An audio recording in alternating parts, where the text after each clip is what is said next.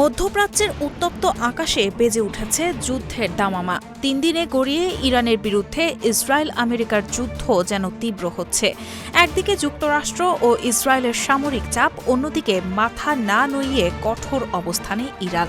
ক্ষেপণাস্ত্র, ড্রোন ও আঞ্চলিক মিত্রশক্তির সমন্বয়ে সংঘাত এখন নতুন পর্যায়ে পৌঁছানোর শঙ্কা তৈরি করছে। তেহরানে সোমবার ভোর থেকে মুহুর্মুহু আক্রমণ চালাচ্ছে ইসরো মার্কিন বাহিনী।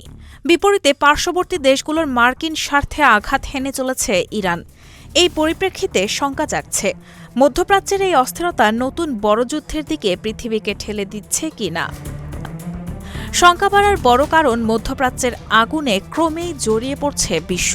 ইউরোপের সাইপ্রাসে ব্রিটিশ ঘাঁটিতে রবিবার মধ্যরাতে ড্রোন হামলা হয়েছে। ইরানের হামলা ঠেকাতে পশ্চিম এশিয়ার ব্রিটিশ ঘাঁটি ব্যবহারের অনুমতি দিয়েছে ব্রিটেনের প্রধানমন্ত্রী কিয়ের স্টারমার। এদিকে ইসরায়েল লেবাননে হিজবুল্লাহর অবস্থান লক্ষ্য করে লাগাতার বিমান ও ক্ষেপণাস্ত্র হামলা চালাচ্ছে। পাল্টা জবাবে সীমান্তের ওপারে মিসাইল ছুড়েছে হিজবুল্লাহ। পরিস্থিতি ক্রমশ উত্তপ্ত হচ্ছে।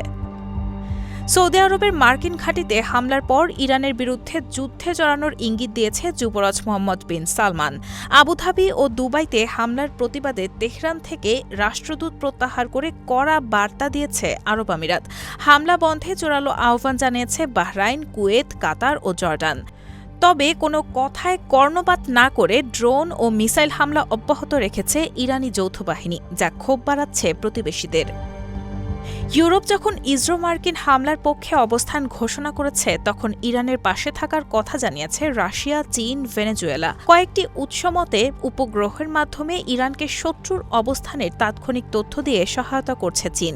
দ্রুত লক্ষ্য পূরণ করতে না পারলে যুক্তরাষ্ট্র ইরানের বন্ধুদের দিকেও হাত বাড়াতে পারে। এছাড়া আফগানিস্তানের সঙ্গে যুদ্ধে রয়েছে পাকিস্তান। ভারতীয় সমর্থনে পাকিস্তানের বিরুদ্ধে আফগানিস্তানের এই দুঃসাহসও বিশ্ব শান্তির জন্য সুখকর নয়।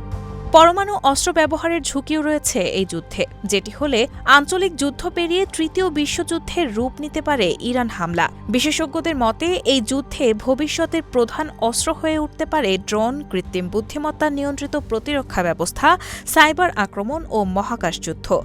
সাইবার জ্যামিং ও গুরুত্বপূর্ণ অবকাঠামো ধ্বংসের মাধ্যমে বিদ্যুৎ, হাসপাতাল ও পানি সরবরাহ ব্যবস্থার মতো মানবিক সেবাও ঝুঁকির মুখে পড়তে পারে।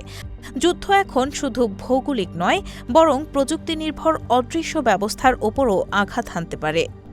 অনেকের মতে গত কয়েক বছরে রাশিয়া ইউক্রেন যুদ্ধ, ইসরায়েল হামাস সংঘাত তৃতীয় বিশ্বযুদ্ধের ক্ষেত্র প্রস্তুত করেছে। এবার মধ্যপ্রাচ্যের যুদ্ধ সেটাতে বারুদ যোগ করল। তবে অনেক বিশ্লেষক মনে করছেন, বিশ্ব হয়তো ধ্বংসের পথে যাবে না, কিন্তু দীর্ঘস্থায়ী অস্থিরতা ও সভ্যতার সংকটের ঝুঁকিতে প্রবেশ করতে পারে।